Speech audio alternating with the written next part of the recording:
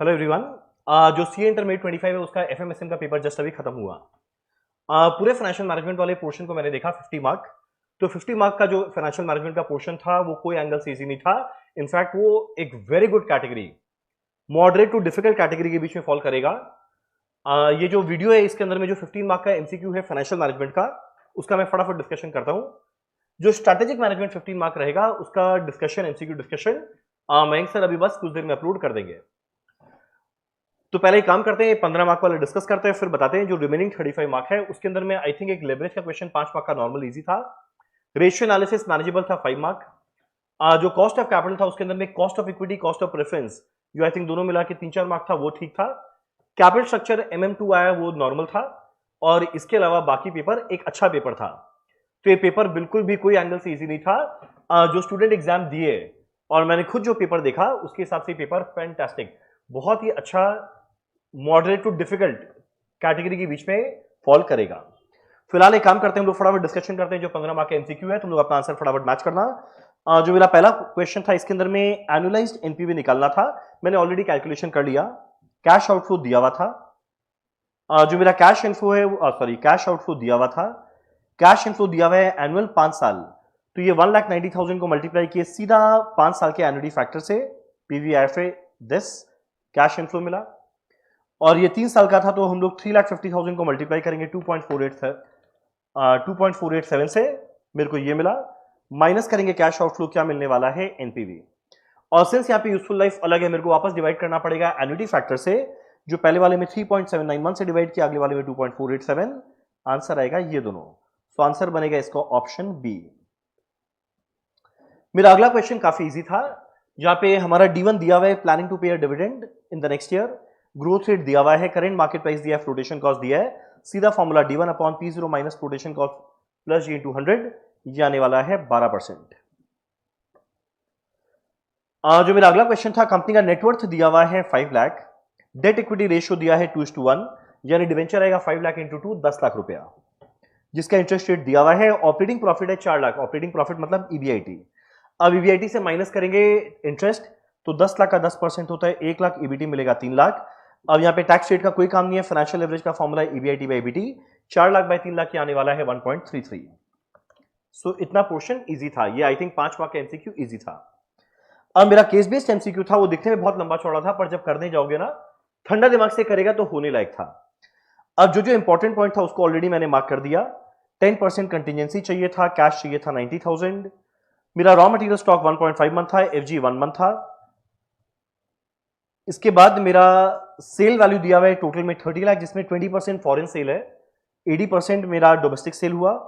Foreign cell का 0.5 month दिया हुआ है, सब कुछ दिया है। हम लोग सीधा का सीधा बनाए हमारा कॉस्ट शीट। देखो मेरा 25% ऑफ सेल है रॉ मटेरियल कंज्यूम्ड, सो 30 लाख का 20% मैंने लिखा। डायरेक्ट वेजेस दिया हुआ था 20% ऑफ सेल मैंने लिखा, मिला के प्राइम कॉस्ट। मेरा मैन्युफैक्चरिंग ओवरहेड आउटस्टैंडिंग दिया हुआ था और 1 मंथ अरियर है, तो साल भर का हम लोग ने कैलकुलेट किया, मिला के cost of production. Admin overhead दिया हुआ था 1 लाख 80, सीधा लिखा। साल भर का सेल्स प्रमोशन दिया 90,000, मिलाकर आया cost of sale. Since cash cost लगाना है तो हम लोग टोटल कॉस्ट के आगे नहीं बढ़े। अब देखो मैंने कैलकुलेट किया, सबसे पहले FG के लिए था 1 मंथ, तो किस पे कैलकुलेट करेंगे कॉस्ट ऑफ प्रोडक्शन, तो 20,70,000 डिवाइड बाय 12 इंटू 1 किया है 172,500। इस क्वेश्चन में झमेला था डेटर का। अब डेटर के अंदर में देखो मेरे को सिंस कैश कॉस्ट करना था, 20% एक्सपोर्ट था, 80% डोमेस्टिक सेल था, तो टोटल कॉस्ट को हम लोग बांटे 20-80 के रेशियो में। कैश कॉस्ट यानी टोटल कॉस्ट पे कैलकुलेट करेंगे। पहले वाले का था हाफ मंथ, अगले वाले का था 2 महीना। सो एक्सपोर्ट वाले का हाफ मंथ के 4,68,000 डिवाइड बाय 12 इंटू 0.5, 19,500। और दूसरे में आएगा 18,72,000 डिवाइडेड बाय 12 इंटू 2। ये दोनों मिलाकर मेरा डेटर आया 331,500। मेरा रॉ मटेरियल स्टॉक के लिए दिया हुआ है, क्वेश्चन के अंदर में रॉ मटेरियल स्टॉक के लिए दिया हुआ है कितना पीरियड दिया हुआ था जरा देखना, 1.5 मंथ। तो रॉ मटेरियल कंज्यूम पे निकालेंगे 7,50,000 डिवाइड बाय 12 इंटू 1.5, मेरा रॉ मटेरियल स्टॉक आया। मेरा 22,500 था मेरा सेल्स प्रमोशन जो क्वार्टरली एडवांस दे रहे हैं, कैश दिया हुआ है, मिलाकर आया current asset. Outstanding wages question के अंदर में सिंपल था, दिया हुआ है हाफ मंथ का लैक पीरियड था मेरा वेजेस के केस में, तो साल भर का वेजेस बाय 12 इंटू 0.5। मेरा 60,000 दिया हुआ था आउटस्टैंडिंग मैन्युफैक्चरिंग एक्सपेंस, और एडमिन एक्सपेंस के लिए 1 मंथ था जो आएगा 1,80,000 बाय 12 इंटू 1 15,000। और क्रेडिटर्स के लिए हमारा क्वेश्चन में दिया हुआ था 2 मंथ जो रॉ मटेरियल कंज्यूम पे हम लोग ने कैलकुलेट किया। मिला के है करंट लाइबिलिटीज, तो सीए माइनस सीएल मेरे को मिला है नेट वर्किंग कैपिटल। अगर तुम लोग एड लेस करके देखेगा तो ये 7,10,250 आया करंट एसेट, माइनस करेंगे करंट लाइबिलिटी जो आ रहा है 2,25,000। सो माइनस करके नेट वर्किंग कैपिटल ये आया, पर 10% कंटिजेंसी ऐड करना है तो 10% कंटिजेंसी ऐड करके वैल्यू मिलने वाला है 533,775। सो देखो मेरा एफजी स्टॉक डेटर का वैल्यू ये रहा दोनों 172 500 331 500। मेरा करंट एसेट का टोटल 7,10,250 ऑलरेडी निकाला हुआ है। मेरा करंट लाइबिलिटी का टोटल 2,25,000। एस्टिमेटेड वर्किंग कैपिटल क्या रहेगा मेरा ऑलरेडी कैलकुलेट किया है 485,250 में 10% जोड़ के 533,775। मेरा total manufacturing cost and total cost of sale on cash cost, so मेरा कॉस्ट शीट के अंदर में दिख रहा था 20,70,000 एंड 23,40,000। सो ये था हमारा एमसीक्यू। सो 15 मार्क का फाइनेंशियल मैनेजमेंट का एमसीक्यू मैंने डिस्कस किया। जो 15 मार्क का स्ट्रेटेजिक मैनेजमेंट का एमसीक्यू है वो मयंक सर कुछ देर में अपलोड कर देंगे। तो ये 15 मार्क का एमसीक्यू फिर भी मैनेजेबल था, पर जो रिमेनिंग 35 मार्क का जो हमारा पोर्शन था डिस्क्रिप्टिव, पहला 5 मार्क का रेशियो एनालिसिस वाज मैनेजेबल। अगला जो 5 मार्क गॉर्डन मॉडल था बहुत अच्छा क्वेश्चन था, difficult category. Leverage question manageable था।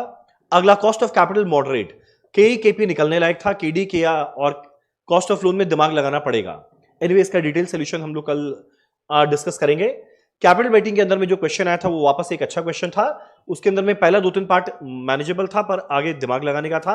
एंड जो MM2 वाला पोर्शन था वो चलो जिसका पहले पढ़ा हुआ है उसके लिए मैनेजेबल था।